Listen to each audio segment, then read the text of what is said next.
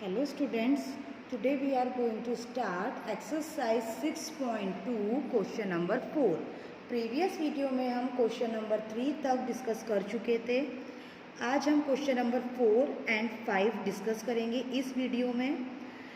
Question number 4, in figure if PQ parallel ST angle PQR equal 110 and angle RST equal 130 degree.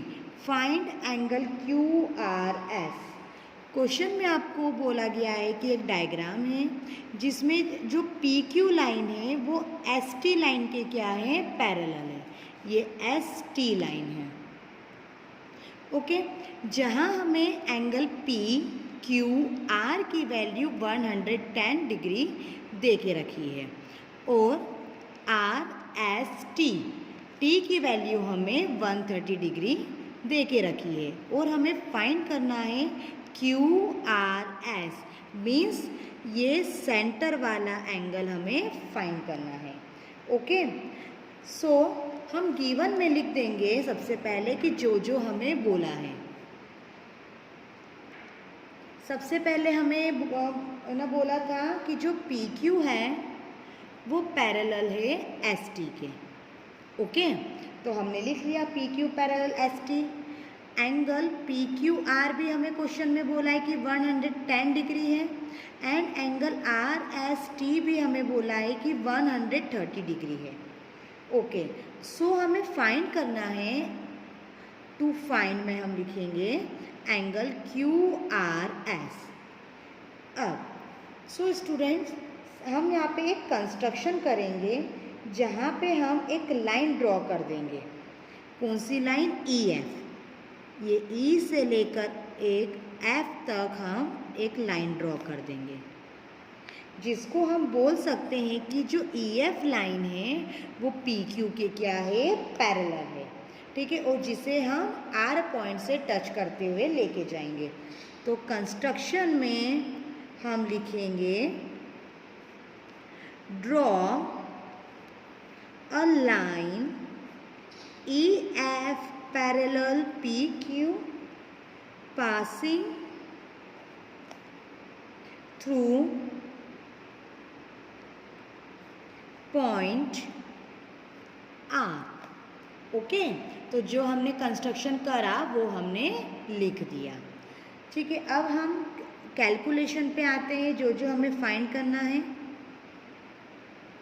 Okay, सो हम direct property लगाना start करते हैं. सबसे पहले student, यहाँ आप देखिए कि एक हमने EF लाइन पैरेलल PQ के ड्रॉ करी है.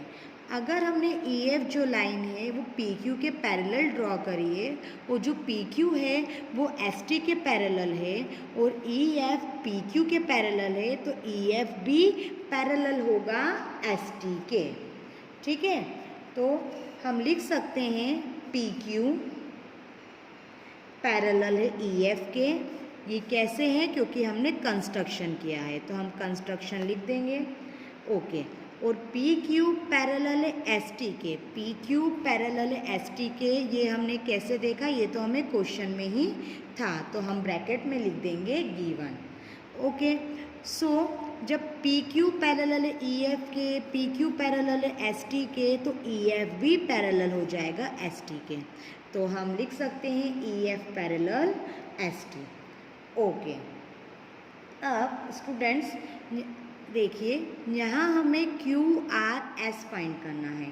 तो सबसे पहले हम कुछ एंगल एजम्पशन कर लेते हैं ताकि हमारे लिए कैलकुलेशन इजी हो जाए.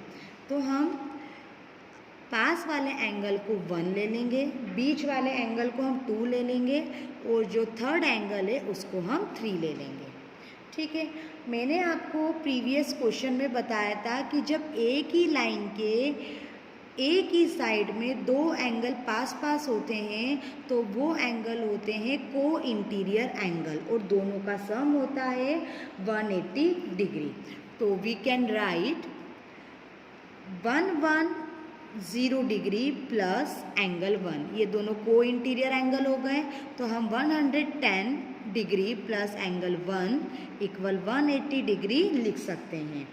रीज़न आ जाएगा को इंटीरियर एंगल। ओके, अब angle 1 as it is 110 degree जो है 180 के पास जाएगा तो माइनस में हो जाएगा। ठीक है, तो एंगल 180 डिग्री माइनस 110 70 डिग्री। सो हमारे पास यहाँ पे एंगल 1 की वैल्यू आ गई। एंगल 1 की वैल्यू हमारे पास आ गई। एज इट इज़ हम एंगल 3 की वैल्यू निकालेंगे और एंगल 1, एंगल 2, एंगल 3 तीनों एंगल एक ही लाइन पे बन रहे हैं। तो तीनों अगर 2 या 2 से ज़्यादा एंगल एक ही लाइन पे बनते हैं तो उनका सम होता है 180। तो हमारे पास अभी एंगल 1 आ गया, यही प्रॉपर्टी अप्लाई करके हम एंगल 3 निकाल लेंगे और एंगल 1, एंगल 2, एंगल 3 का हम सम कर देंगे 180 और एंगल 1 और एंगल 3 की वैल्यू अप्लाई कर देंगे तो हमारे पास 2 की वैल्यू आ जाएगी। ठीक है, तो ये मैंने आपको इतना समझा दिया। अब हम आगे करना स्टार्ट करते हैं। अब हम एंगल 3 निकालते हैं। 130 डिग्री और एंगल 3 ये भी दोनों आपस में को इंटीरियर एंगल है, तो इनका सम भी क्या होगा 180 डिग्री। तो we can write angle 3 plus 130 degree equal 180 degree. Reason हम लिखेंगे को इंटीरियर एंगल। अब angle 3 as it is 180 degree minus 130 degree. Okay, angle 3 180 minus 130 degree होता है 50 डिग्री। सो एंगल 3 की वैल्यू हमारे पास आ गई 50 डिग्री। अब हमारे पास एंगल 1 की वैल्यू भी है, एंगल 3 की भी ना वैल्यू है। अब हमारे पास एंगल 2 की वैल्यू रह गई है। एंगल 1, एंगल 2, एंगल 3 तीनों एक ही लाइन पे बन रहे हैं, तो हम लिख सकते हैं angle 1 plus angle 2 plus angle 3 equal 180 degree. Property linear pair angle, या फिर हम लिख सकते हैं angles on the same line. ठीक है, तो एंगल 1 की वैल्यू हमारे पास 70 डिग्री है, एंगल 2 की वैल्यू तो हमको फाइंड करना है, एंगल 3 जो है वो 50 डिग्री है। सो हम 180 डिग्री लिख देंगे। 70 प्लस 50 हो जाएगा 120 degree plus angle 2 as it is equal 180 degree as it is. अब जो 120 डिग्री है वो 180 के पास जाएगा तो नेगेटिव हो जाएगा, तो 180 degree minus 120 degree. So angle 2 की वैल्यू हमारे पास आ जाएगी 60 डिग्री। ओके, अब हमारे पास एंगल 2 की वैल्यू आ गई 60 डिग्री। सो डायग्राम में हमने एंगल 2 किसको सपोज किया था, QRS को, तो हम लिख सकते हैं एंगल QRS इक्वल 60 डिग्री। तो ये हमारा फाइनल आंसर आ गया। Now question number 5, in figure if AB parallel CD angle APQ equal 50 degree and angle PRD equal 127 degree, find X and Y। Question में हमें बोला है कि एक डायग्राम है जिसमें APQ 50 डिग्री है और जो PRD है वो 127 डिग्री है। तो हमें फाइंड करना है angle X and Y। So students, बहुत ही इजी क्वेश्चन है। तो सबसे पहले हम गिवन में वही लिखेंगे जो हमें क्वेश्चन में अवेलेबल है। हमारे पास क्वेश्चन में क्या क्या था, AB parallel CD, angle APQ equal 50 degree, angle PRD equal 127 degree. Okay, ये हमारे पास अवेलेबल है। अब हमें फाइंड क्या करना है, टू फाइंड X और Y की वैल्यू फाइंड करना है। तो हम लिखेंगे to find X and Y। So अब हम कैलकुलेशन पे आते हैं, क्योंकि हमें वैल्यू फाइंड करना है तो हम लिख देते हैं यहाँ हेडिंग में कैलकुलेशन। ठीक है, सो स्टूडेंट्स आप यहाँ देखिए डायग्राम में जो आपको PQ लाइन दिख रही है उसके अपवर्ड में ऊपर की तरफ 50 डिग्री का एंगल बन रहा है और डाउनवर्ड डायरेक्शन में X एंगल बन रहा है। एक ही लाइन पे एक ऊपर की तरफ एक नीचे की तरफ अपोजिट साइड जब एंगल्स होते हैं तो दोनों एंगल होते हैं अल्टरनेट इंटीरियर एंगल, और दोनों आपस में क्या होते हैं, इक्वल होते हैं। तो हम लिख सकते हैं कि वो 50 क्या था हमारा ए पी क्यू, तो we can write angle A P Q equal X. Reason लिखेंगे अल्टरनेट इंटीरियर एंगल। तो ए पी क्यू की हमारे पास वैल्यू क्या थी, 50 डिग्री, तो 50 degree equal x. So student हमारे पास एक्स की वैल्यू आ गई। ओके, अब हमारे पास एक्स की वैल्यू आ गई।